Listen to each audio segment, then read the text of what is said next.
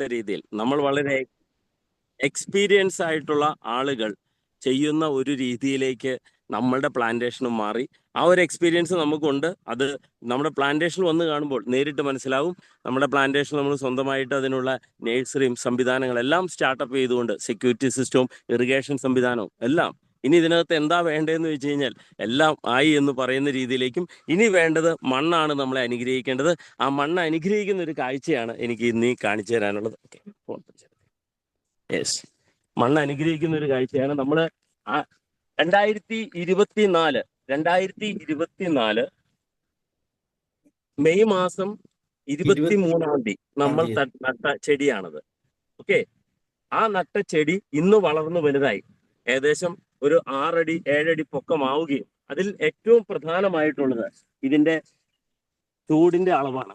ഏകദേശം 12.5 centimetre വണ്ണത്തിലേക്ക് 12.5 centimetre വണ്ണത്തിലേക്ക് ഒരു ചോടളവ് ഉണ്ടായി എന്നുള്ളതാണ് ഇതിന് ഏറ്റവും വലിയ അത്ഭുതം. കാരണം ചന്ദനമരം ഒരു ഹെമി പാരസൈറ്റ് ആണ് നമുക്ക് അറിയുന്നത് മാത്രമല്ല അതിനകത്തുള്ളത്.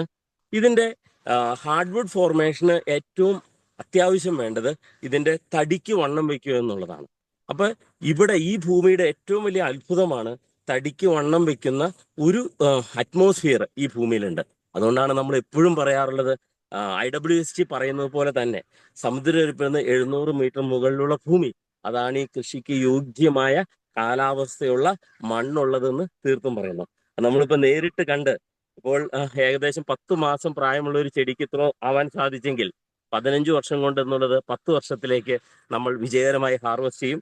ഓരോ കർഷകരുടെ ഒരു പ്രതിനിധി എന്ന രീതിയിൽ ഞാൻ വളരെ സന്തോഷവാനാണ്.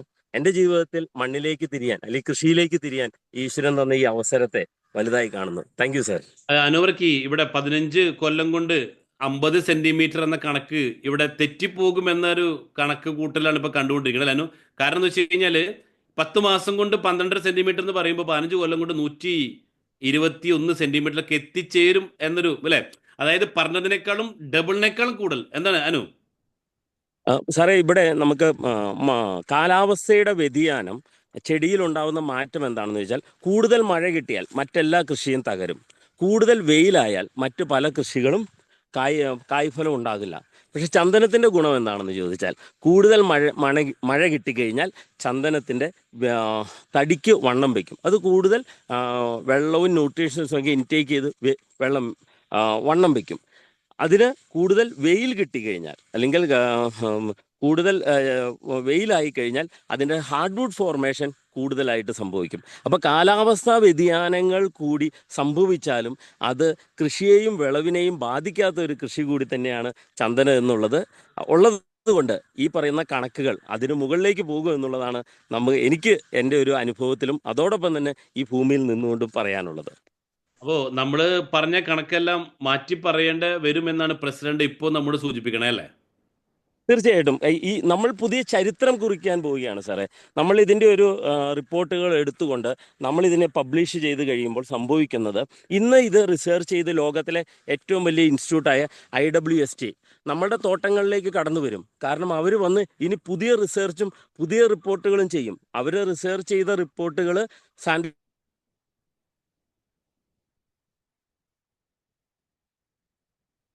ഓക്കെ നമ്മൾ പ്രസിഡന്റിന്റെ നെറ്റ്വർക്ക് മിസ്സായിട്ടുണ്ട്. അപ്പോൾ അദ്ദേഹം അവിടെ രണ്ടുപേരും കൂടെ എന്തൊക്കെയോ പ്ലാൻ ചെയ്യുന്നുണ്ട്. കാരണം ഞാൻ പറഞ്ഞു വന്നത് ഇതാണ്. ഒരു കോൾ വന്നാണ്. ഓക്കെ, ഞാൻ കണ്ടിന്യൂ ചെയ്യുന്നു.